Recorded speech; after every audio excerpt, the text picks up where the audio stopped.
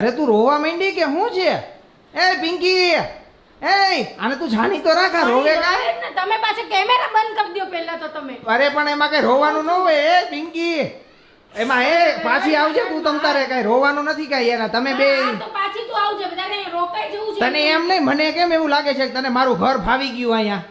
લે પણ થાય તો ખરી ને, આટલો ટાઈમ આપણે સાથે રહ્યા હોય ને પછી આમ અચાનક જવાનું થાય તો આમ દુઃખ તો થાય ને. હા પણ એમાં પ્રાચી, હું તને શું કહું છું કે આની છે ને તારે જે કેન્સલ કરવું એ બધું કેન્સલ કરી નાખ ને. તું આ બધું રોકાઈ જા ને, થેલા અહીંયા મૂકી દે. રોકાઈ જા 6 મહિના. તો પછી તો રોવાનું બંધ કરી દે આ તું. તો હરખના આંસુ છે. મને અંદરથી મારું જેમ હૈયું આમ ભરાઈ ગયું એમ કે પણ આનું હૈયું ભરાઈ ગયું ને બહુ કહેવાય. આ મિત્રો અત્યારે આ મારી સાડી છે ને અત્યારે જાય છે ને, જાતા જાતા હે ને આમ થોડાક એને આમ હરખના આંસુ આવ્યા ને એટલે મેં કીધું કે આને રોકાવું હોય તો રોકાઈ જાય. અહીંયા ને અહીંયા એમ નહીં, તને કોઈ વસ્તુ ગઈતી અહીંયા કે તને રડવું આવે છે જવામાં ને એવું હશે ને તો અમે આવશું ત્યાં તને મળવા. બસ બસ તમારે તો આવવાનું જ છે. મને ઘઈટું કાંઈ નથી, પણ આટલો બધો પ્રેમ લાગણી ને બધું જોઈને મને છે ને બહુ એટલે અનહદ આમ આનંદ તું વધારે બોલમાં, બાકી હું હવે રોવા મંડાઈ. ના રડવાનું ન હોય. કોઈ રડવાની રડાઈને થોડીક જવાનું હોય કોઈ જગ્યાએ. તમે પણ રડ નહીં કરે. બસ પિંકી ચલો થઈ મજા કરો, ખાઈ પી લ્યો. એક કામ કર, પિંકીને જરાક મીઠું મોઢું કરાવી દે ને ચોકલેટ આપી દે તું હવે. અને તમારું આ બધું ગળે લાગવાનું બંધ કરી દે.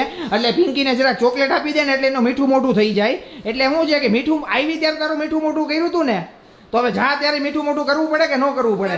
એટલે મિત્રો આમાં શું છે, આપણા ઘરે આવી સિસ્ટમ હોય, કોઈક મહેમાન આવે એટલે આપણે મીઠું મોઢું કરાવીએ, પણ જાજા દિવસે રોકાણા હોય તો જાય ત્યારે પછી આપણે એનું મીઠું મોઢું કરાવવું પડે. અને અત્યારે મારી સાડી ઘણા દિવસ ઘણા ટાઈમથી રોકાણી નહોતી અને લાંબા ટાઈમ પછી રોકાણી. ખવડાવ મુંજામાં તમ તારે બે બેનું ખાવ તમ તારે બે બેનું ના પ્રેમ. હા આવો ને આવો બધું.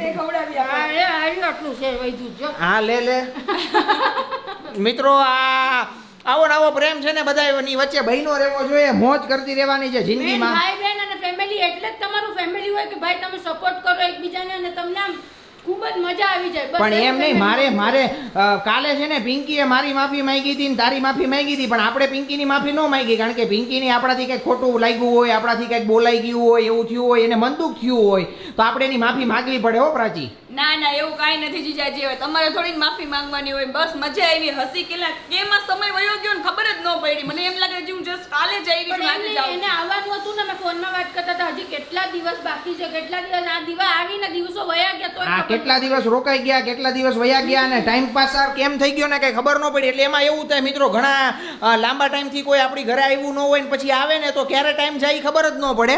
એટલે હવે પિંકી અમારે જાય છે મસ્ત ધબધબાટી મોડો તાલી. ત્યારે હાલો મળીએ, ત્યારે આવજો. પછી ટાટા બાય બાય બધાઈને, જય શ્રી કૃષ્ણ.